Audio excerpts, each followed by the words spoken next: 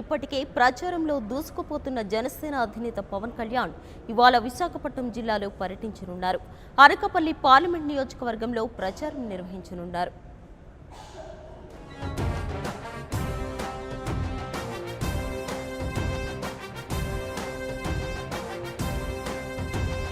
జనం కొరకు జనం చేత జనమే నిర్మించిన సేన జనసేన జనసేన జనం కొరకు జనం చేత జనమే నిర్మించిన సేన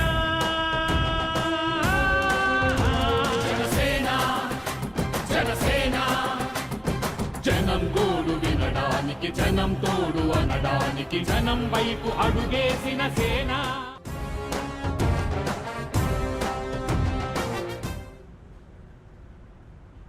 ఇక చోడవరం నుండి మరింత సమాచారం మా ప్రతినిధి నేతాజీ లైవ్లో అందిస్తారు. నేతాజీ, చెప్పండి, ఈరోజు జనసేన అధినేత పవన్ కళ్యాణ్ విశాఖ జిల్లా పర్యటన ఎలా ఉండబోతుంది? చోడవరంలో అక్కడ భారీ బహిరంగ సభ ఉన్నట్టు తెలుస్తుంది. మరి అక్కడ ప్రస్తుతం ఏర్పాట్లు ఎంతవరకు వచ్చాయి? పరిస్థితి ఎలా ఉంది? జనసేనని అక్కడికి ఎంతసేపట్లో చేరుకునే అవకాశం ఉంది?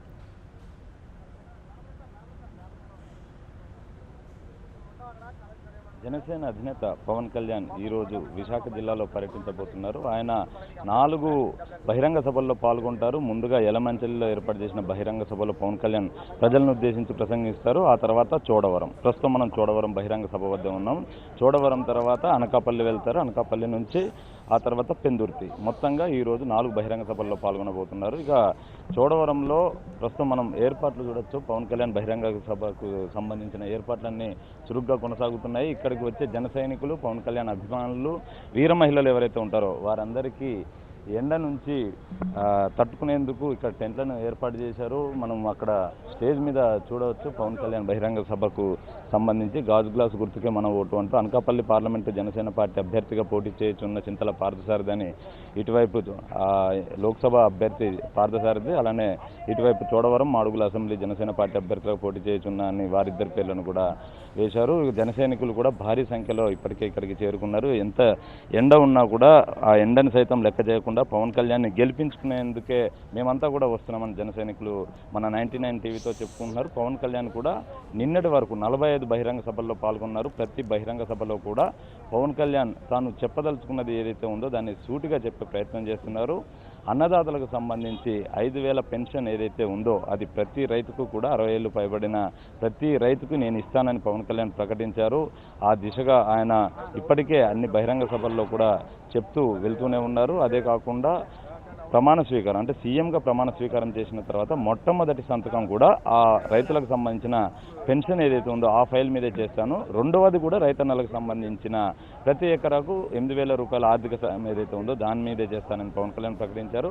మూడవ సంతకం వచ్చి ఆడపడుచులకు సంబంధించి రేషన్కు బదులుగా ప్రతి మహిళా అకౌంట్లో 8,000 వరకు 2,500 నుంచి 3,500 వరకు నగదు బదిలీ ఏదైతే ఉందో దాని మీద సంతకం చేస్తానని పవన్ కళ్యాణ్ ప్రకటించారు. ఈ రకంగా ప్రతి బహిరంగ సభలో కూడా మేనిఫెస్టోలో పొందుపరిచిన అంశాలు ఏవైతే ఉన్నాయో వాటన్నిటిని కూడా ప్రజలకు వివరిస్తూ వెళ్తున్నారు. అలానే నిరుద్యోగులు ఎక్కువగా ఆంధ్రప్రదేశ్లో ఉన్నారు. వారందరినీ దృష్టిలో పెట్టుకుని ఇప్పటి వరకు తన దృష్టికి వచ్చిన 3 లక్షల బ్యాక్లాగ్ పోస్టులు ఏవైతే ఉన్నాయో వాటన్నిటిని కూడా జనసేన పార్టీ ప్రభుత్వాన్ని ఏర్పాటు చేసిన 6 నెలలలోగానే భర్తీ చేస్తానని పవన్ కళ్యాణ్ ప్రకటించారు. అలానే తనలాగా 10వ తరగతి వరకు చదువుకున్న యువత ఎవరైతే ఉంటారో వారి కోసం 25,000 స్పెషల్ పోలీస్ కమాండోల పోస్టులను క్రియేట్ చేస్తున్నాను, 25,000 మందికి కూడా అవకాశం కల్పించబోతున్నానని పవన్ కళ్యాణ్ ప్రకటించారు.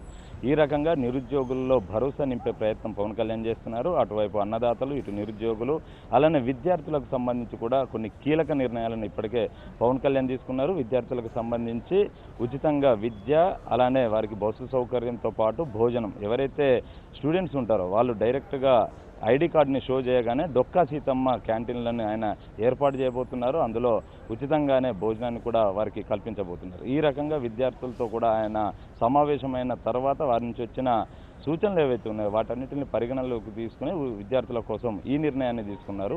నిరుద్యోగుల కోసం ఆ ఉద్యోగాల కల్పనకి కట్టుబడి ఉంటారని పవన్ కళ్యాణ్ ప్రకటించారు. ఇదే కాకుండా బడుగు బలహీన వర్గాల వారందరినీ కూడా ఆదుకునేందుకు కొన్ని ప్రత్యేకమైన పాలసీలను రూపొందించాలని పవన్ కళ్యాణ్ చెప్తూ వస్తున్నారు. అటు రాయలసీమ పర్యటనలో భాగంగా రాయలసీమ వెనుకబాటుతనానికి గల కారణాలను వివరిస్తూనే ఇప్పటి వరకు ఏ ముఖ్యమంత్రి చేయనంత అభివృద్ధిని నేను చేసి చూపిస్తాను, నాకు ఒకసారి అవకాశం ఇవ్వండి, ఏడుకొండల వాడి సాక్షిగా నేను చెప్తున్నానంటూ పవన్ కళ్యాణ్ అక్కడ ప్రకటించారు. అలానే సౌభాగ్య రాయలసీమ పథకం ద్వారా 10 సంవత్సరాల్లో రాయలసీమకు 50 లక్షల కోట్ల పెట్టుబడులు వచ్చేలా చూసి రాయలసీమ వెనుకబాటుతనాన్ని పారదోలుతానంటూ కూడా పవన్ కళ్యాణ్ ప్రకటించారు. ఆ తర్వాత శ్రీకాకుళం పర్యటనలో కూడా శ్రీకాకుళం వెనుకబాటుతనానికి గల కారణాలను వివరిస్తూనే అధికార విపక్ష పార్టీల వైఖరిని ఎక్కడికక్కడ ఎండగడుతూ పవన్ కళ్యాణ్ ముందుకు వెళ్తున్నారు. ఈ రోజు కూడా ఆయన 4 బహిరంగ సభల్లో పాల్గొనబోతున్నారు. ముందుగా యలమంచిలి, ఆ తర్వాత చోడవరం, అనకాపల్లి, పెందుర్తి ఈ బహిరంగ సభల్లో పాల్గొన్న అనంతరం పవన్ కళ్యాణ్ రేపు మాయావతితో కలిసి మీడియా సమావేశాన్ని ఏర్పాటు చేస్తారు. ఆ తర్వాత మాయావతితోటే విజయవాడ, తిరుపతి, హైదరాబాద్లో జరిగే భారీ బహిరంగ సభల్లో పాల్గొంటారు. Right Netaji, thank you. చేత జనం